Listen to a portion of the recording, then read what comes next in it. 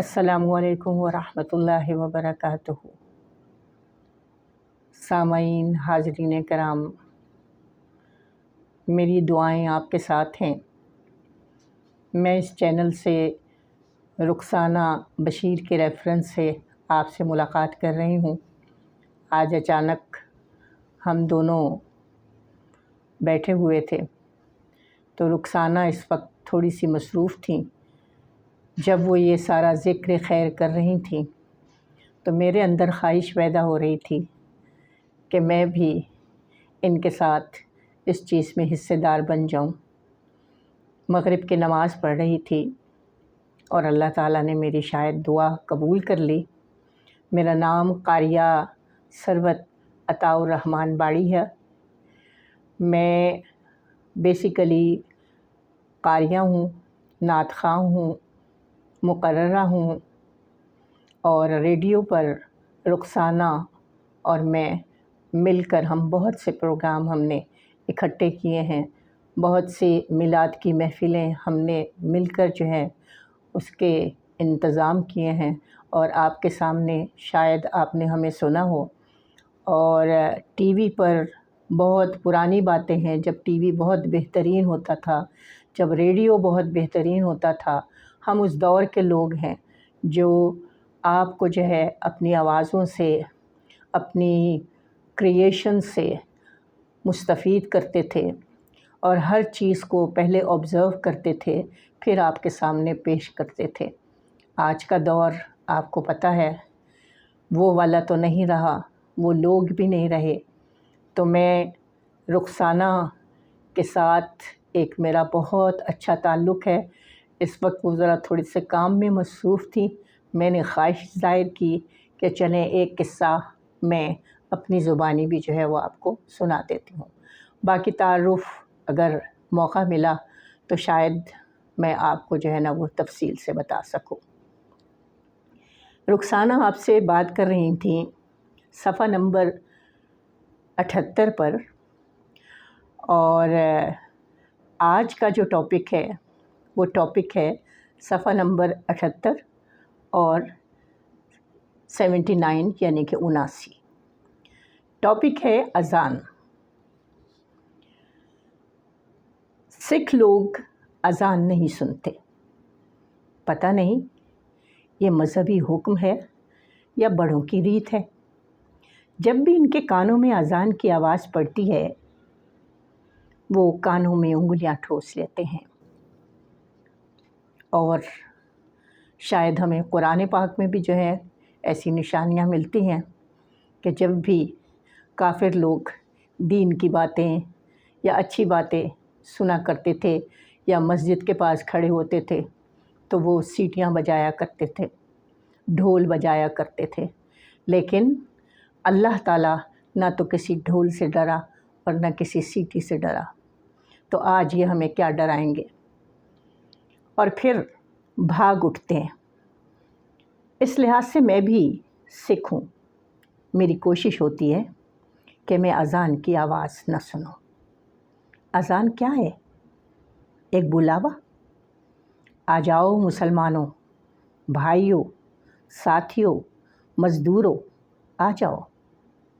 आओ कि हम इकट्ठे मिलकर अल्लाह के हुजूर में सजदा करें। हमारे मुअज़्ज़िन अज़ान को बुलावा नहीं समझते। पता नहीं क्यों वो इसे एक आह समझते हैं, एक कराह, एक लंबी सिसकी। इसकी दर्दनाक आवाज़ में अज़ान के अंबार लगे होते हैं।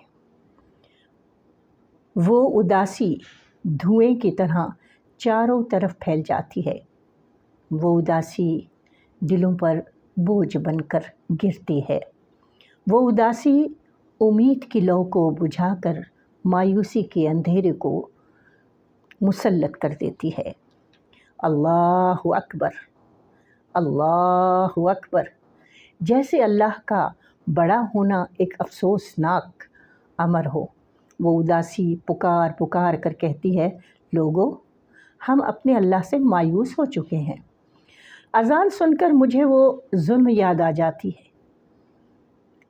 وہ نظم یاد آ جاتی ہے، سوری جی، اذان سن کر مجھے وہ نظم یاد آ جاتی ہے جو پتہ نہیں کہ شاعر نے لکھی ہے، مگر کیا خوب لکھی ہے۔ کہتے ہیں، جب کھینچ کے آہ سرد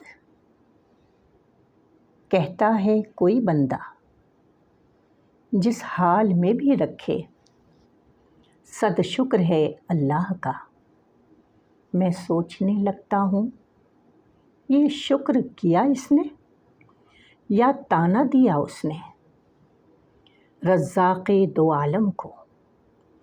حرم میں بیٹھے ہوئے جب پہلی مرتبہ اذان ہوئی تو میں بھونچکا رہ گیا، یہ کیا چیز ہے؟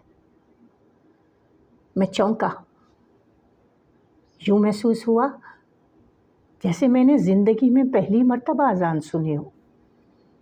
اس اذان نے مجھے جھنجھوڑ کر رکھ دیا۔ میں اٹھ بیٹھا، کس نے بلایا؟ کس نے بلایا مجھے؟ کس نے بلایا مجھے؟ حرم شریف کی اذان نے سوتوں کو جگا دیا، بیٹھوں کو اٹھا کر کھڑا کر دیا، کھڑوں کو دوڑا دیا، بھاگ جانے کے لیے نہیں بلکہ پہنچنے کے لیے۔ اور یہی حکم ہمیں سورہ جمعہ میں اللہ تعالیٰ بہت تفصیل سے بیان کرتا ہے کہ جب ہم اذان سنیں تو اذان کی پکار کے ساتھ ہمیں کیا کرنا چاہیے۔ میں آ رہا ہوں، میں آ رہا ہوں۔ وہ اذان بلاوا تھی، وہ اذان رگوں میں خون بن کر دوڑتی تھی۔ ایسے محسوس ہوتا تھا جیسے نماز کے لیے نہیں بلکہ جہاد کے لیے بلایا جا رہا ہوں۔ حرم میں جو ساؤنڈ سسٹم لگا ہوا ہے اس نوعیت کے ہیں کہ اذان کی آواز ربڑ کے گیند کی طرح گرتی ہے، اچھلتی ہے، اچھلتی ہے، گرتی ہے، جیسے 5-7 بڑے ربڑ کے گیند اکٹھے بن کر اچھل رہے ہوں اور اس کی ٹپ ٹپ سے ایک عجیب سما بندھ جاتا ہے۔ یہ قصہ یہاں پر ختم ہوتا ہے اور آپ کی یاد دہانی کے لیے میں صفحہ نمبر دوبارہ دہرائی دیتی ہوں، صفحہ نمبر 78 اور 79۔